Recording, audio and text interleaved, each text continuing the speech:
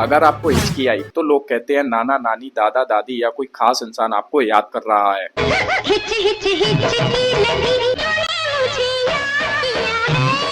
असल फैक्ट कुछ और ही है। असल में हिचकी तब आती है जब हमारा डायफ्राम यानी फेफड़ों के नीचे की मसल अचानक सिकुड़ जाती है। इस मसल का अचानक सिकुड़ना हमारे गले की आवाज वाली नली को बंद कर देता है और निकलती है वो हिचकी। अब अगली बार हिचकी आए ये मत सोचो आपको कोई याद कर रहा है। सीधा साफ शब्दों में ये आपके शरीर का पुराना छोटा सा सॉफ्टवेयर बग है। बैगन।